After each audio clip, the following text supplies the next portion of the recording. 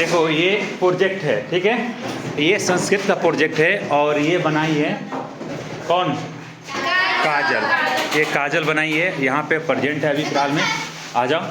तो ये जो प्रोजेक्ट है ये वर्ण पे हैं। संस्कृत में जो वर्ण होते हैं तो वर्ण जो है स्वर भी बोलते हैं और व्यंजन भी बोलते हैं। तो स्वर में इन्होंने अपने आप से दर्शाया है, कितना अच्छा प्रोजेक्ट इन्होंने बनाया है। ये स्वर है, ठीक है ना। स्वर को बोलते हैं संस्कृत में अच। तो यहाँ पे देखिए हर्ष स्वर, दीर्घ स्वर और प्लुत स्वर। तो हर्ष स्वर में यहाँ पे इन्होंने दिखाया है कि अ और बड़ी ई, ठीक है ना, उ और री और लरी, ये हर्ष स्वर में आते हैं, ठीक है। दीर्घ मतलब बड़ा, तो यहाँ पे आ, बड़ी ई और बड़ा ऊ, यहाँ पे छोटी ई होगा, ठीक है ना, हर्ष में। री, ए और ओ, ठीक है ना, ए और औ इन्होंने दिखाया है प्रोजेक्ट में। बहुत अच्छा कलर भी किया है इन्होंने। प्लुत स्वर में देखो यहाँ पे जो अ के पास 3 लगा हुआ है, ऊ के पास 3 लगा हुआ है, ये एक निशान है जो हम लोग जैसे ओम बोलते हैं ना, ये प्लुत स्वर का चिन्ह है। अक्सर ये वेदों में इसका मतलब नहीं प्रयोग किया जाता है, वेदों में प्रयोग किया जाता है, ठीक है।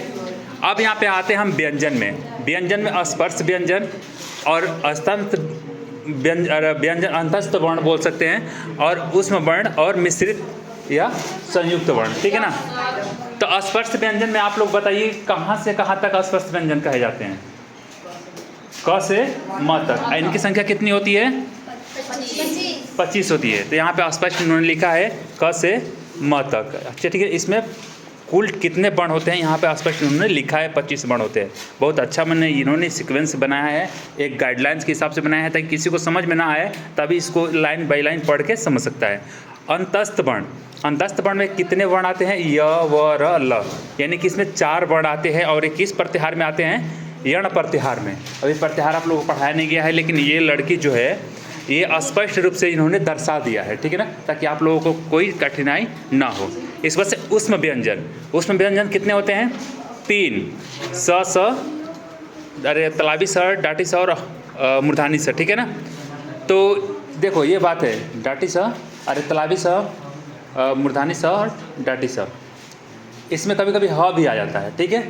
लेकिन हम लोग पढ़ रहे पाणिनि जो व्याकरण है, महर्षि पाणिनि का जो व्याकरण, उसके अनुसार हम लोग पढ़ रहे हैं।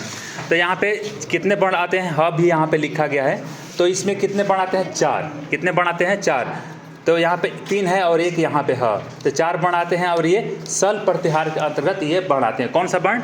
ऊष्म व्यंजन जो है, ऊष्म व्यंजन या ऊष्म वर्ण जो है, ये जो सल प्रत्याहार के अंतर्गत आते हैं। प्रत्याहार पढ़ोगे तो समझ में आएगा। मिश्रित और संयुक्त वर्ण, जैसे कछ हो गया, त्र हो गया और ज्ञ हो गया। इसके बारे में हमने बताया था कि त्र कैसे बनता है, कछ कैसे बनता है और ज्ञ कैसे बनता है, ठीक है, समझ में आया। ये ऑलरेडी हम लोग पहले पढ़ चुके हैं। कब? जब विद्यालय बंद होने से पहले, ठीक है ना, कि अंबाई में हम लोग पढ़ चुके हैं। और इन्होंने बना के बाकायदे एक अच्छे से सजा के लाया है।